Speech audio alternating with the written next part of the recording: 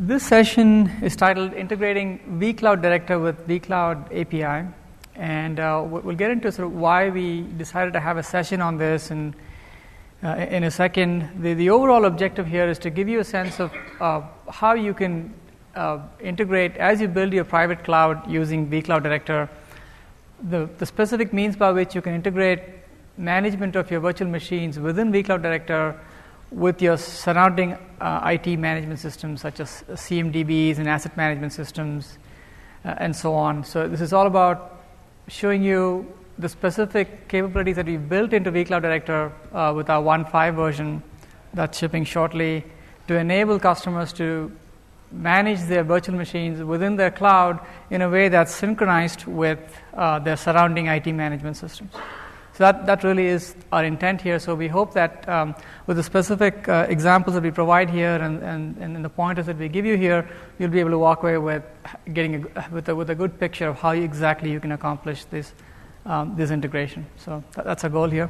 My name is Mahesh Ramachandran. I'm a group product manager in the vCenter vCloud Director team, and my team is responsible for vSphere and vCloud APIs.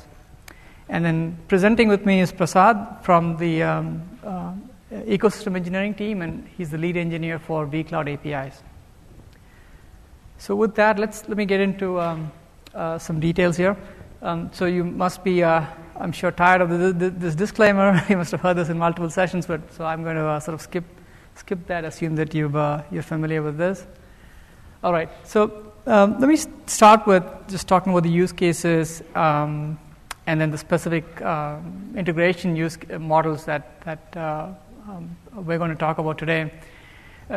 And then Prasad will talk about the specific integrations that we built and by way of example. So the reason we thought this topic was important to cover is that broadly across our customer base, we are seeing customers struggle with this as they build their private cloud where so they are starting to explore building their private cloud with vCloud Director, and what customers tell us is that, look, I understand I'm building a cloud, but my cloud does not exist in isolation. I've got all these other IT management systems that have to be synchronized with the information that's within my cloud. So no cloud, at least in the private arena, really exists in isolation.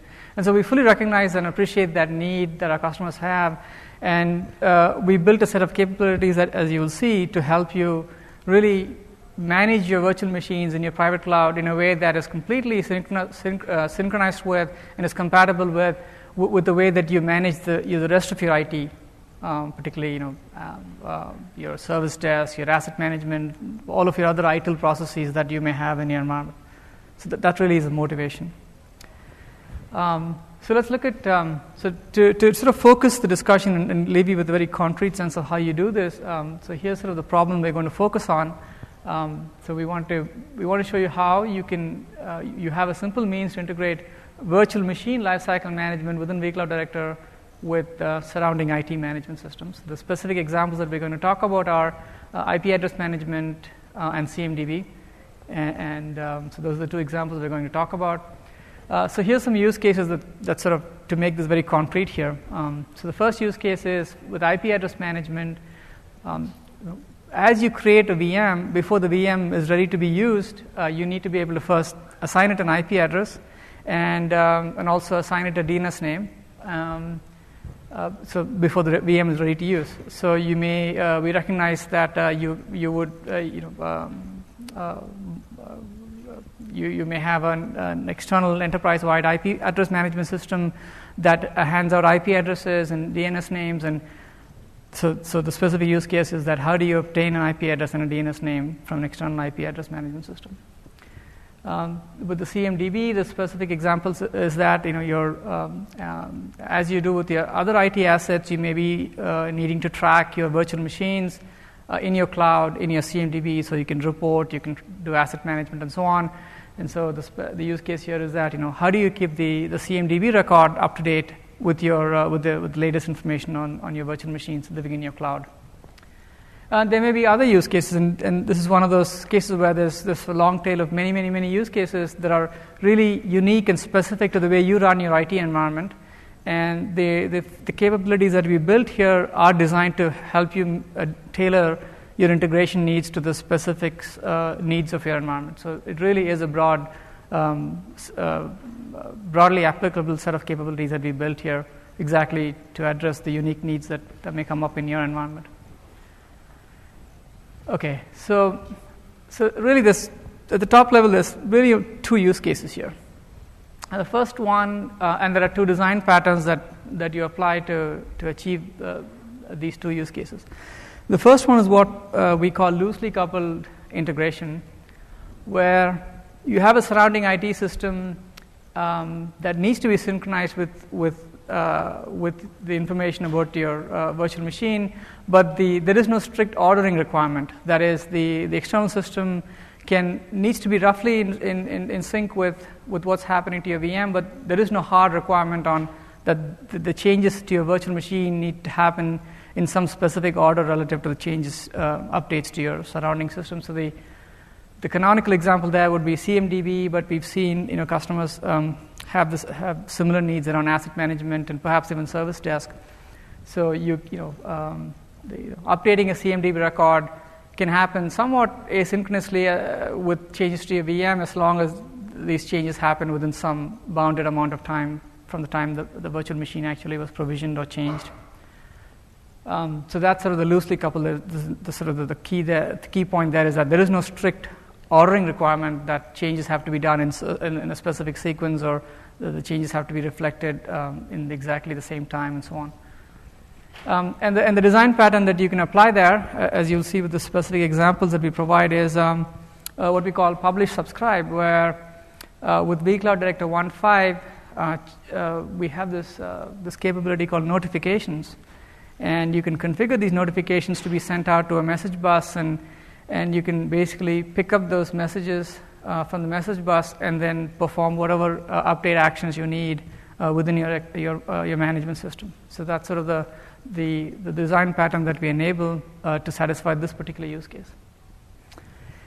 And with respect to the second use case, we call that orchestrated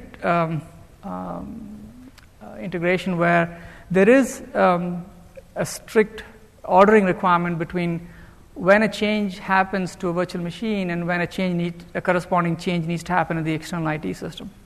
And the canonical example there is IP address management, as I talked about earlier. You simply cannot, you release your VM to your user before it's network accessible, and so you have to have an IP address for the VM to be useful.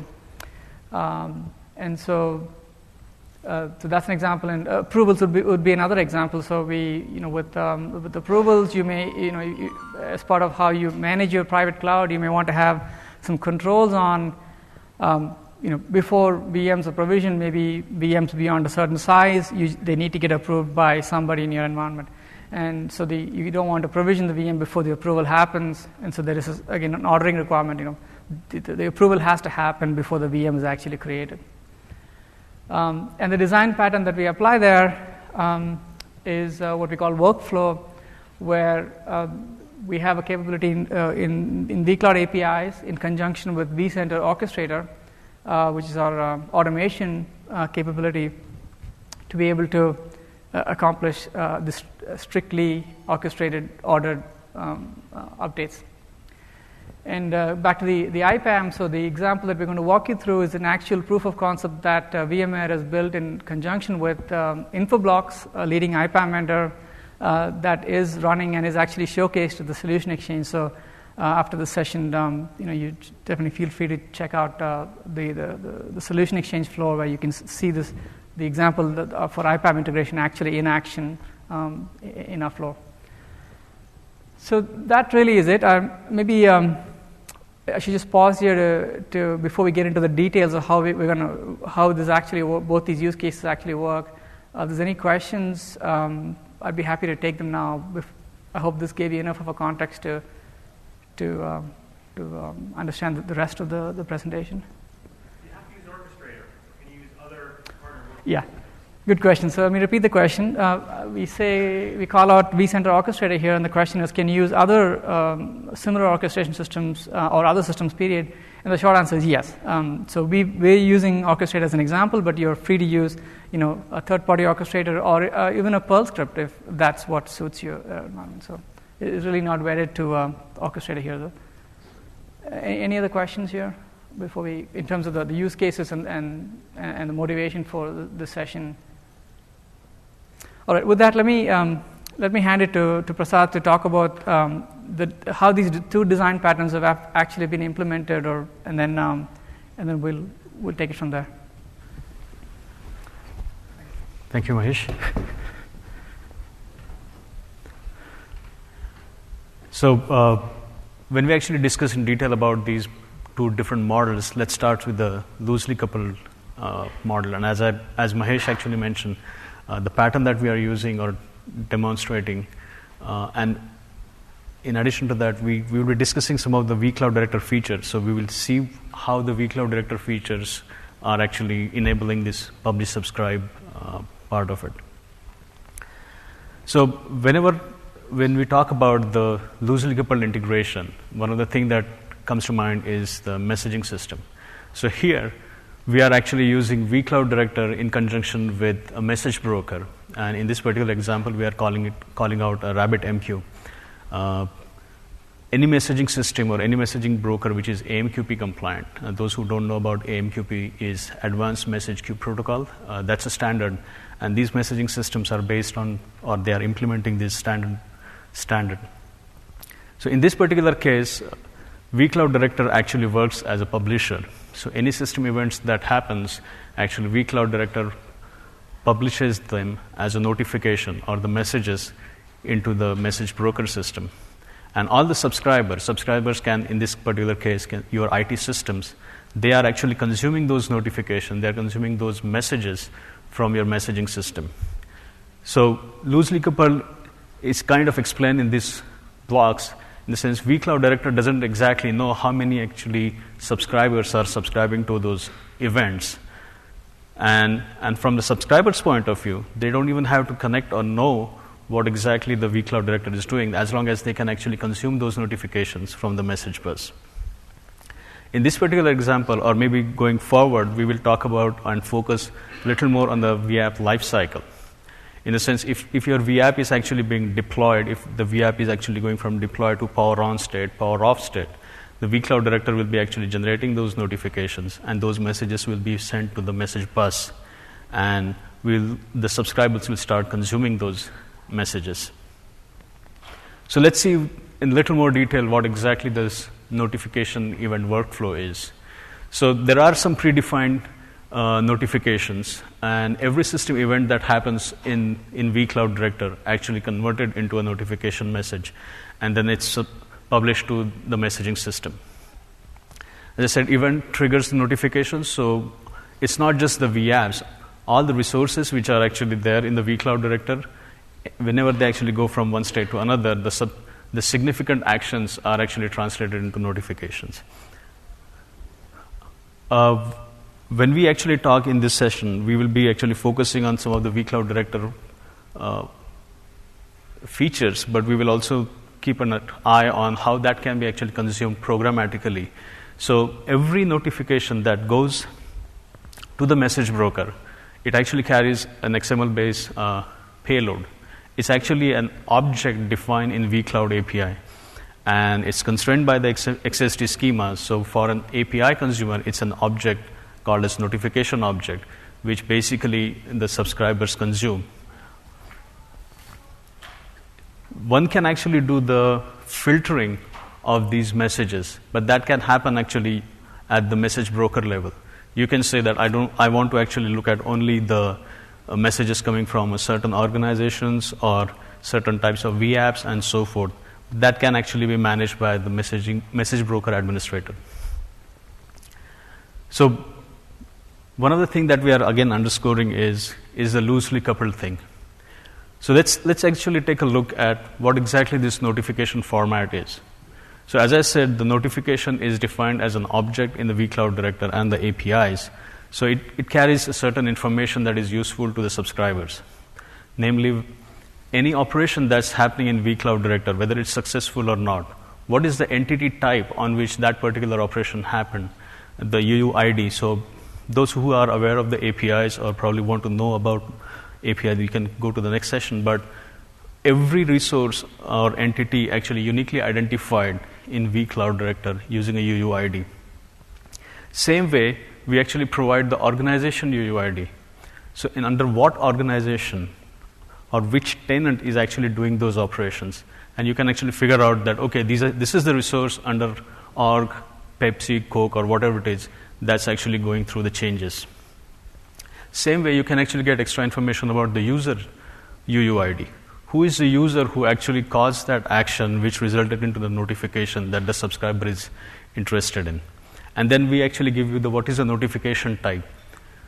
So this is the basic information that you actually get as soon as you consume the message from the message bus. And this is the primary information that most of the IT system will actually look for. If somebody wants to get extra information, what exactly are the properties of that organization or the user or that particular entity, the subscriber can always use the APIs, go to the vCloud Director, and actually get the extra information for that resource.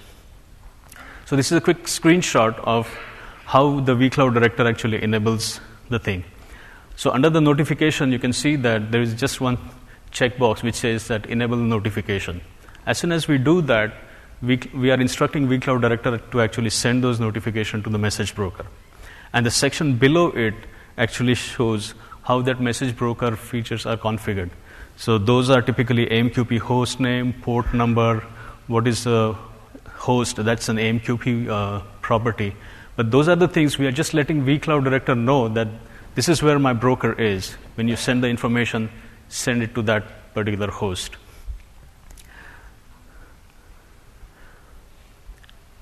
So when we are talking about this notification, as we proceed, we will talk about the blocking task as well. But let's quickly visit what these two things are.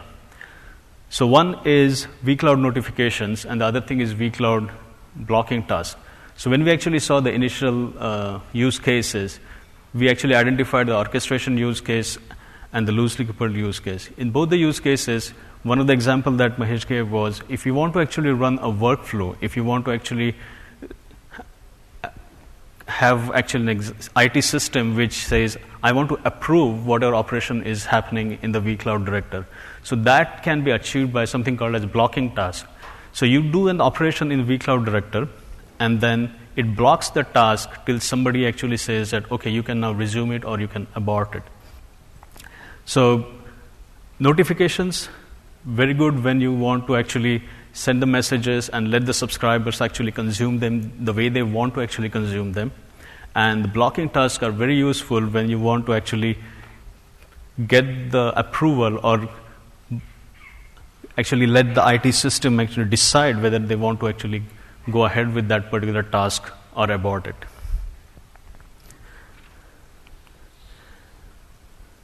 So what exactly happens when we are talking about the blocking task?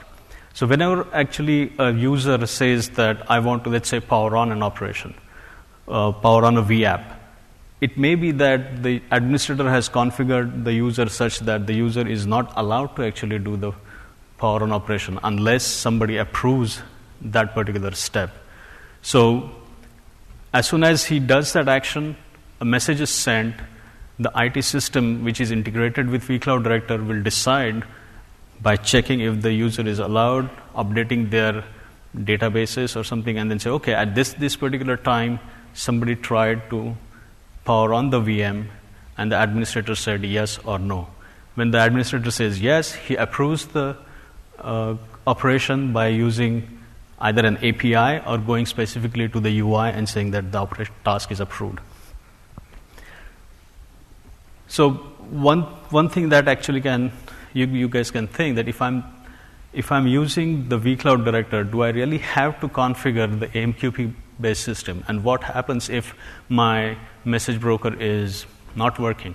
Something happens, that particular machine crashed, or so vCloud Director actually tries to send the messages for a given timeout period. And if If it cannot, then it will retry it, and if still the message broker is not up and running, it basically discards those messages.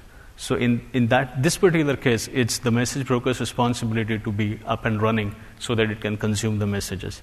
And I'm sure that in real life, when you are deploying the message broker, it may not be that the vCloud director is the only entity actually dealing with that message broker. There will be more systems that will take advantage of the messaging system. So that makes it all the more important that the message broker is actually up and running all the time. So let's take a quick look at what those blocking tasks are. So this particular slide actually gives you the blocking task categories. They are actually widely defined into vApp lifecycle categories, power operations, the networking, the admin operations, or the data center operations, to an extent that if somebody is trying to create a provider VDC, delete the resources, we can actually say that check this task, and every time somebody actually tries to perform them, we will trigger the blocking task mechanism.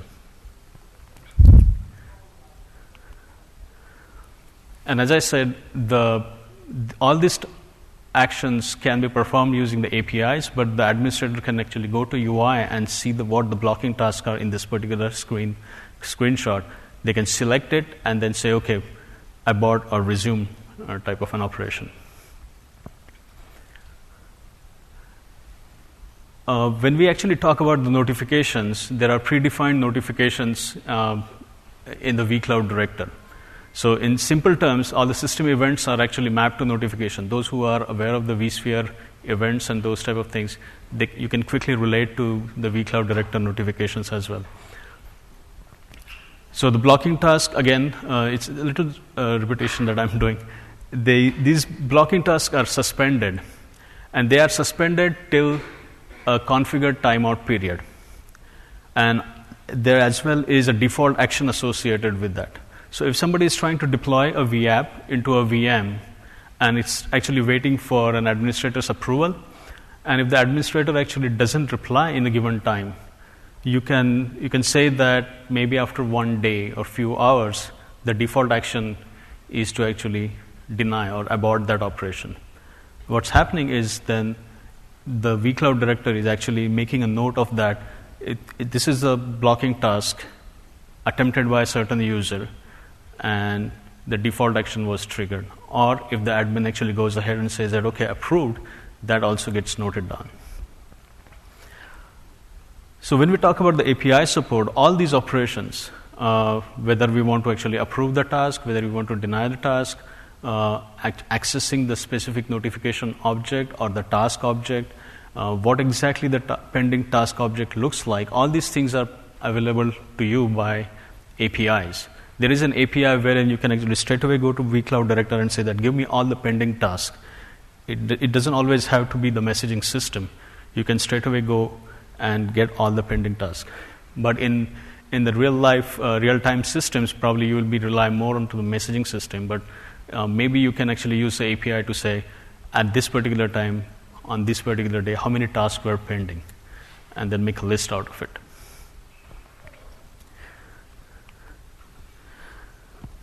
So this is the one that I kept talking. I don't want you to get intimidated by the XML that's on the screen, but let me just quickly walk you through what exactly we are talking about. And this is when this is the payload, or this is the object that comes in picture when we actually talk about the APIs.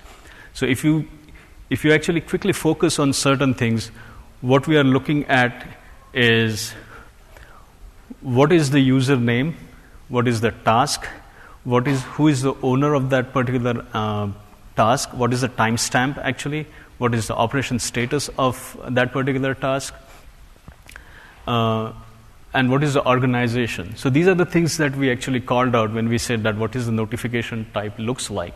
So this signifies the payload that is actually delivered when the message is actually consumed by the subscribers. Again, when you are using the APIs, you will have a type defined using the XSD schemas. So if you are using any specific language, you can actually translate that into a language binding and then consume that object and so forth. So let's move on to the next thing, which is an orchestrated model of the integration. So one of the things we actually mentioned when we started is loosely coupled is when you are not really forced to take a certain action in a timely manner.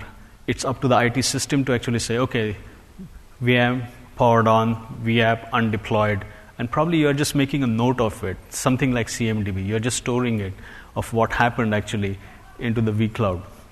But in case of orchestrator, probably we are actually saying that this is the strict action, and then the blocking tasks come in picture, that somebody tried to undeploy the VApp.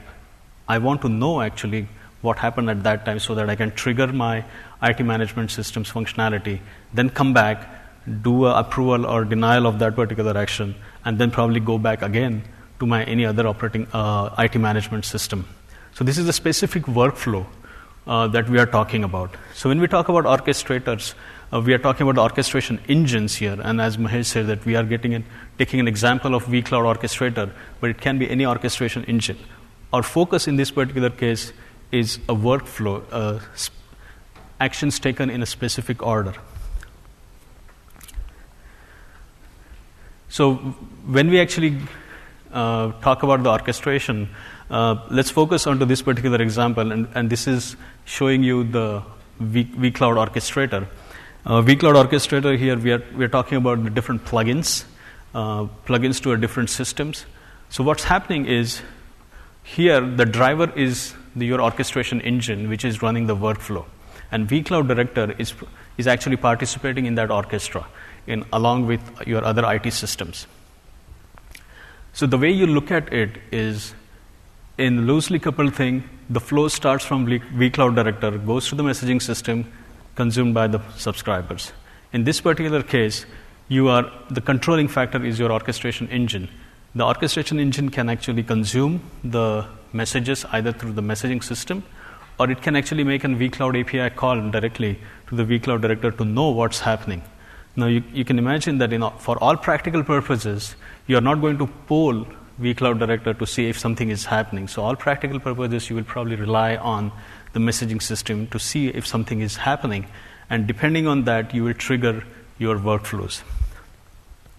So in this particular case, the step one is you have a plugin to the orchestrator, which is reading the messages from the message broker. And depending on what that message is, let's say if it is about the VApp lifecycle management, you will, looking at the specific action, trigger a workflow and say, okay, now it's about the deployment or undeployment of the VApp, which means that I want to actually send it to my decision-making system. Or if it is an IPAM type of thing, I want to, if somebody is trying to deploy a VM, I want to actually give an IP address to it. And I want to record what IP address is being used in my IPAM system. So the step one is I consume the message to understand what exactly happened. The next step is to trigger the specific workflow. Third one is I go back to my different IT systems and say, okay, this is the action I need to take. And depending on what that IT management system actually returns me, in case of IPAM, it may be an IP address, or saying that, okay, whatever IP address you are actually using is a valid one. My system has recorded it. I have marked it as consumed. Go ahead with the operation. So in that particular case, you may actually come back to the vCloud Director and say that, okay, it's fine. The operation is approved. Go ahead with the workflow.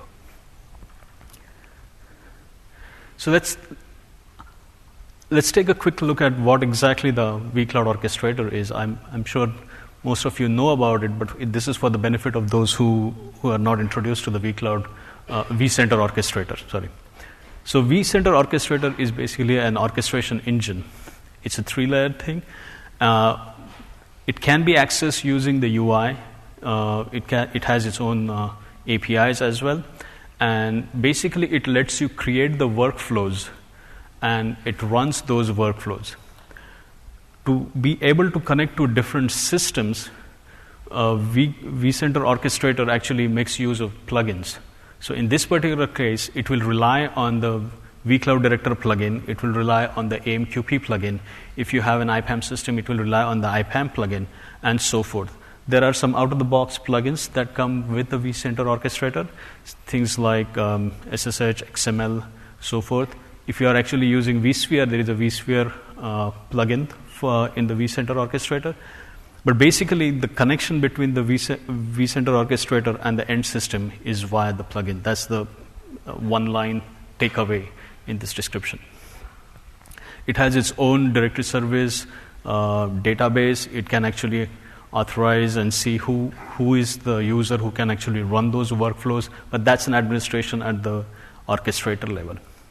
Again, if you want to use any other system, it's up to that system to actually be able to connect to these components. So if you have your own orchestration engine, you have to make sure that it can actually talk to the vCloud director, it can talk to the vCenter, and so forth.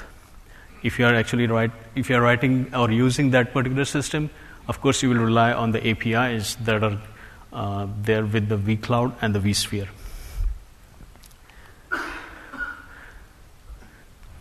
This is a little bit of capture of what I just said. One of the important things that I need to mention about the vCenter Orchestrator is the ecosystem of different plugins it has. So there are various partners who are working with VMware to actually write their plugins so that the vCenter Orchestrator can actually consume those systems or interact with those systems. And these systems can then participate in the complete workflow.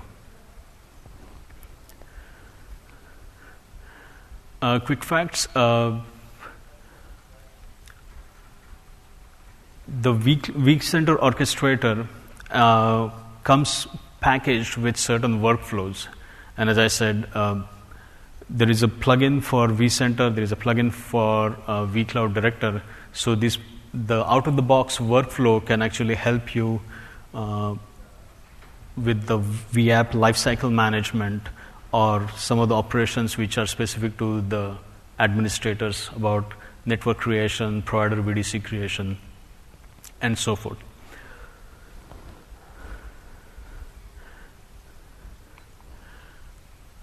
A quick word about the APIs and SDKs. So vCloud APIs are the REST-based APIs. I'm not going to cover the specific APIs or the whole section of the APIs here, but that's your programmable interface to the vCloud director. Whichever actually model you are using for integrating with the vCloud director, you will end up actually using the vCloud APIs. And to make your life easy, VMware actually provides the SDKs as well. They are nothing but the language bindings with to make the ease of use and make the programmer's life easy while coding to the vCloud APIs. These SDKs are there in Java, C#, PHP, and so forth. The SDKs are being developed for the vCenter plugin development as well. So if you are a partner who want to actually write a plugin for the vCenter Orchestrator, there are SDKs being created so that you can write your own plugins. If you want to actually consume the messages, there is a plugin created. There is the SDKs actually support AMQP message consumption for the subscribers. The important consumers in this particular space are our ISV developer friends and the partners actually who are writing their products and integrating them with the vCloud director. So coming to the specific example here, and as Mahesh said, our partners and friends from Infoblox have actually created this end-to-end integration with the vCloud director using their IPAM system. While doing that, they're making use of the vCenter Orchestrator. They have developed the plugin for it. The simple workflow in this particular case is the workflow is actually using the vCloud SDKs and AMQP libraries to consume the messages from the messaging system. So if anytime a user tries to create a VM, as I gave an example earlier, it actually traps that event, gets a notification, then goes to the IPAM system using the IPAM API. Now this is a plugin created for vCenter Orchestrator that uses the IPAM APIs, goes to the Infoblox system, does it it's supposed to do, records what the IP address is and says that it is blocked, let's actually the vApp lifecycle management operation complete. The demo of this can be actually seen in the InfoBlocks booth. They are there on the solutions floor. So here is what I just mentioned. This is the workflow created inside your vCenter orchestrator. The product actually lets you create these workflows using the graphical user interface. So you're just going to do drag and drop and create these workflow things. So the first step is create a VM trigger. The block that indicates that it's going to wait for that to happen. As soon as it happens, it gets the VM information. It creates a connection, and the yellow blocks that you can actually see, those are the actions that are happening in IPAM systems. So the InfoBlocks plugin actually uses those APIs and takes action in the InfoBlocks system. It gets the next available IP address, it adds the host, restarts the services related to that, and then actually goes back using the vCloud API and configures the virtual machine.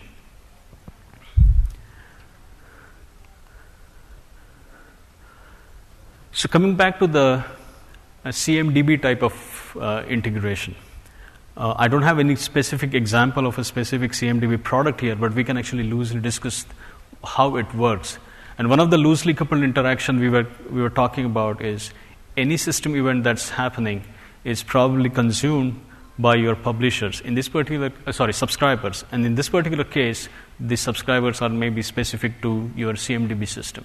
Maybe it's your logging system, compliance systems, which you want to keep track of what are the operations are happening in your cloud for a specific user.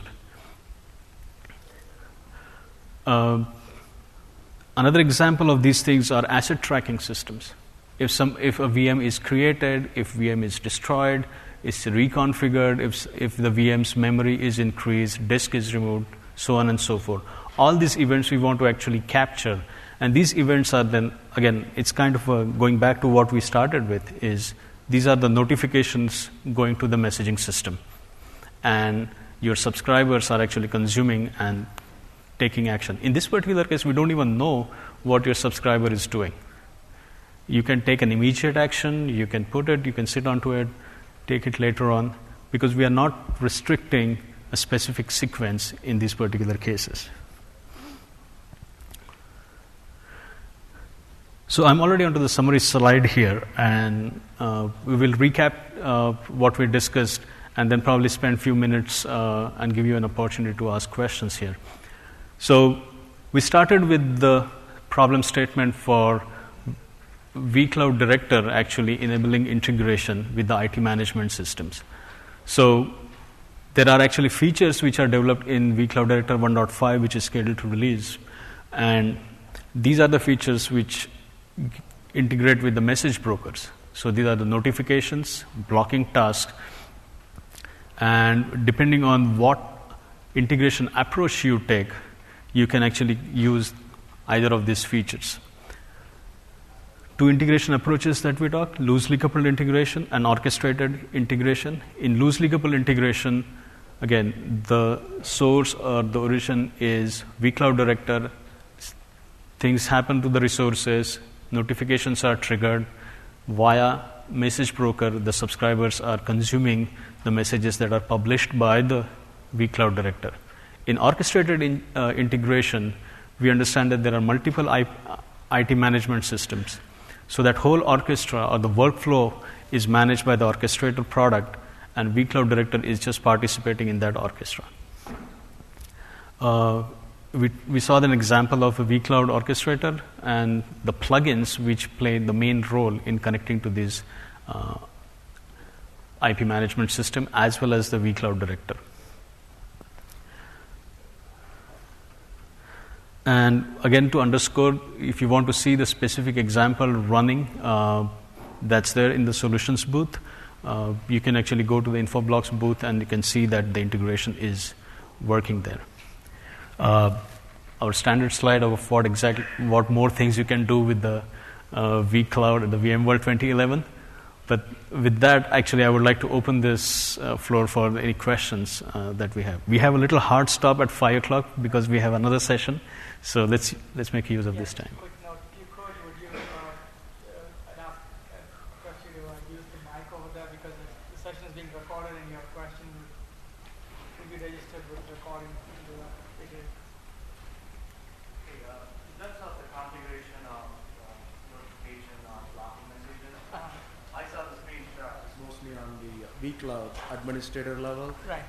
So from a service provider perspective, say we expose and everything as an API, so they could integrate to their SharePoint or their existing portal.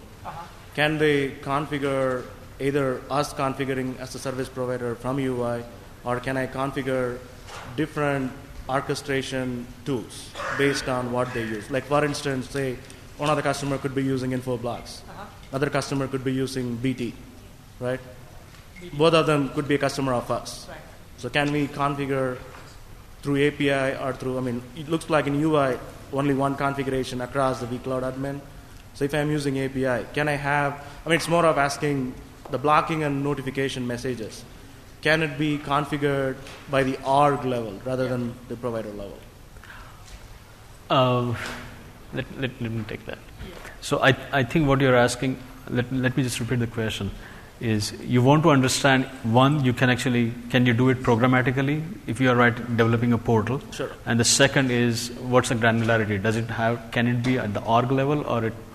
Exactly. So what you saw actually, it's at the product level. Yeah. Sure. You can actually enable the notification at the vCloud Director product level, not for the specific organization. So when we said that when it starts sending out the notifications, at the broker level, you can say that, okay, I'm going to filter these messages only for a certain org. So you get notification for all orgs, and then at the receiving end, you can pick up the message and decide if you want to perform a specific action for a given org or ignore the action for that org. So you can program that into your application. The notifications are just a blast out of all changes. So in terms of blocking messages, in terms of the same, going back to the same orchestration for IPAM, CMDB, is there something the service provider perspective taking that to the org level? Is there something on the roadmap? So when you talk about the orchestration engines, they are actually crossing the boundary of the vCloud Director as a product. Sure. So as you are free to actually put any product there, that administration is separate from the vCloud Director administration. I understand. One example, again, going back to the same IPAM, right? If we have 3 or 4 orgs, all 4 are four different customers. Right. Each having their own orchestration tools. Yeah. Programmatically, if exposed through API, can they point to their own orchestration tool? You can do that today. You have to write some code on your end to do that. Right. That's a short answer as of today. In the future, we're looking at making the notification more granular, configurable in a more granular fashion, so you can sort of filter those up from the source. But we don't have that yet. But at this point, there's no use case that's you would be constrained from implementing based on the approach that we have right now. That's sort of the short answer. Maybe what you can do is, as you see the org where the event is happening, you can actually redirect that message to a specific orchestration engine or the workflows. If it is a different product, then different. Right. Okay. But that's an extra thing you may have to do. Okay. And I attended a session about the whole identity federation around vCD. How do you enable the whole SAML SSO? Yeah. So let me take your contact. I can point you to the right source of information for that. Okay, I'm just curious, event is captured or not? What is captured? If that event, like if I'm doing a SSO to the IDP of an enterprise, will that event for audit and compliance, right? If somebody logs into the portal and actually they use their own identity federation back to their corporate, will that even be captured as a notification? The user ID is captured, but maybe that may not. That's what's captured right now, the user ID. But I'm not sure if that is sufficient for what you're thinking about. So maybe we should. Okay. So maybe one last question. Yeah. So is there any open source AMQP receiver system? Is that something that we have to build, or is there a receiver, open source receiver system? RabbitMQ is the open source, freely available AMQP based we ship that system. with vCloud Director. And we ship that with vCloud Director. I mean, that uses to transport the messages. What I'm asking on the receiver side, do I have to parse the XML by myself if I want to do a reporting by R or by events? So is there is one I can point, but I'm sure there are others. PoshRabbit is one. PoshRabbit is a PowerShell based AMQP receiver, so that's available. That's an open source. Okay. But that's one that I know of, but I'm sure there are others, or you could easily write one. All right. Thank you. All right, thanks. Hopefully this is a simple question. Are the notifications and the blocking tasks customizable in any fashion so I can create my own? Or is it pretty much all predefined? Yeah, good question. So the question is, are the notifications customizable?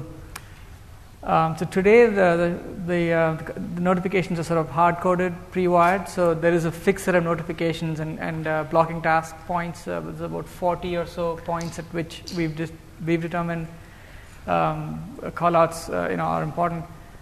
But we are looking at making those user configurable in the future. So it's on the roadmap.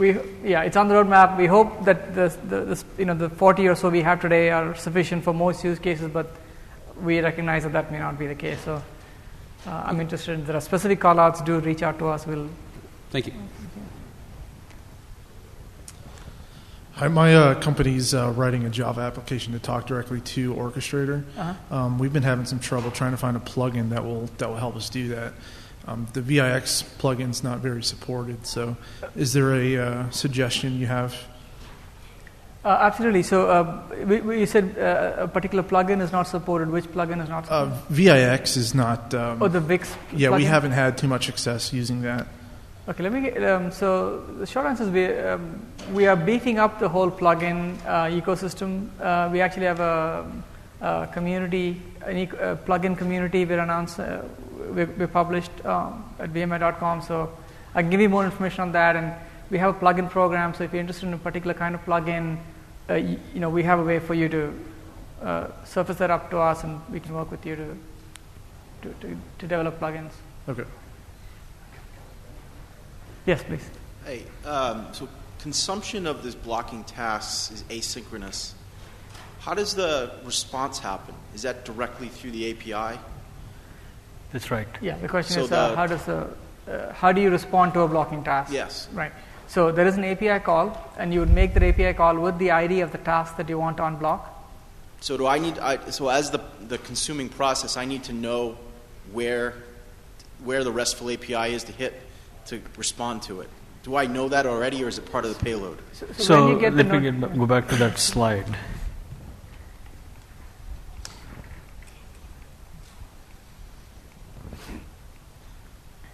So in this particular case, you see that it's a double arrow, actually, bidirectional thing. So once you actually perform perform the actions with the IT management systems, you can actually go back to vCloud Director, and that is your vCloud API call. So somehow you have to actually let the vCloud Director know whether it wants to resume that task or abort or denied, and that can happen either through the UI or through the API. So to the API, you will actually make a call saying that operation is denied, abort the operation. Right, but where's the configuration of that done? So you will be actually connecting to the vCloud Director using vCloud API. So you should know what the IP address of the vCloud Director and the URL of that API. So it's like making any other vCloud API call. You just make the call with the argument, the task ID as an argument, and you can instruct vCD to do whatever you want to do with that task. It's not part of the payload of the message I consumed. In other words, it's already would have been configured. You get enough information when actually the message comes back about what the task ID is and the org and everything.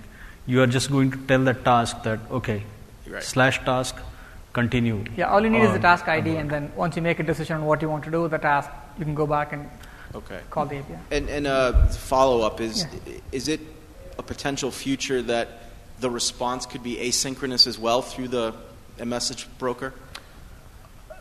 You mean you would send a response and it can get picked up like a message-based callback type of thing. At this point, not. Yeah. You are actually expecting the vCloud director to be a subscriber Yeah, to that's a the good Exactly. message. Yeah. I'd be interested in that use case. We haven't honestly thought about it. It hasn't come up in the use case that we've studied. But I'm curious if you see a need for that. I'm interested in learning more.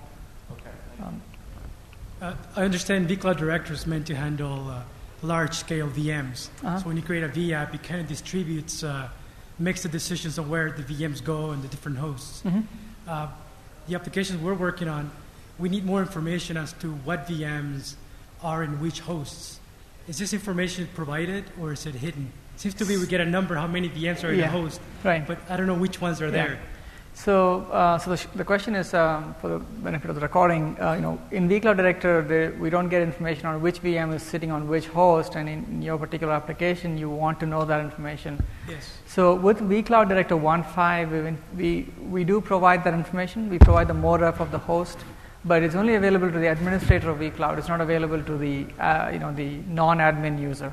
So when you can get a mapping between your VM within vCloud Director and which actual host and data store is sitting on, but that's only available via the admin API, because we figured that the tenant, that's sitting on the other side of the cloud, shouldn't have to know that. I don't even know about the host. But what request would it be under? It's /admin/ something. I mean, I can get I can point you to the actual API, but it is available only for the admin. Yeah. Very good. Yeah. Thanks. Okay. So no other questions. We can end the session. Thank you for joining us, and hope this was helpful.